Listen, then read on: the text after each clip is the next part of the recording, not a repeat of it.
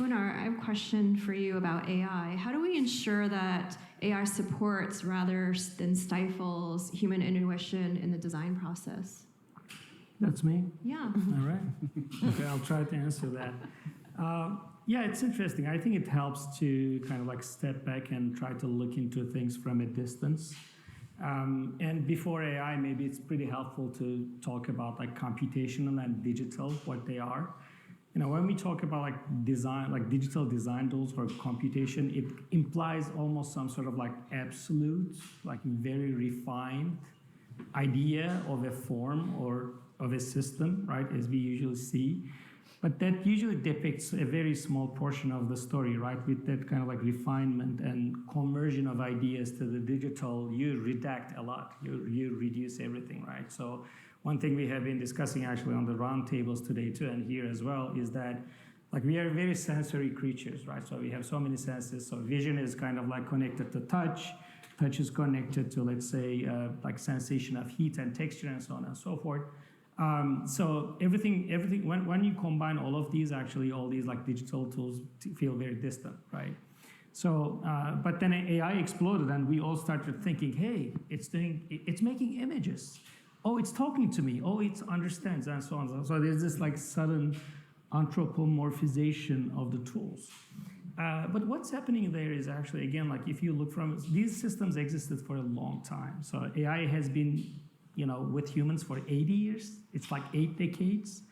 And intelligence systems, digital computation has existed more than 50 years already, right? So what happened in the last 2 years is that it became accessible suddenly for everyone. And I think the first response we got was, oh, okay, like it's doing this, doing that. Although, the sense, if we, again, like step back and say, actually, we think it's thinking because I read this string of words and it makes sense. And it's designed to do that, right? So from that perspective, okay, the questions might be, okay, how can I plug this into the existing design process?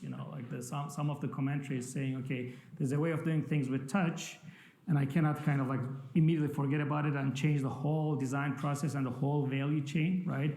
And then you would realize that maybe you can change like 1% of the total process or like 0.5% of the design process using, AI generated imagery. And even more so, maybe there are ways to, how you generate that image is also important. I'll just stop there, maybe saying, you can use, let's say, the first thing that exploded was the diffusion models, like, creating images through kind of prompting, which felt super crazy, interesting for people, and then super boring immediately because it wasn't doing what you wanted to see.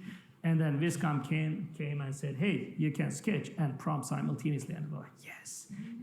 Pretty much kind of like retaining, preserving that human touch and human input, which is all of us, I think, know good or bad how to sketch, right? So that's the common, let's say, language we use while designing.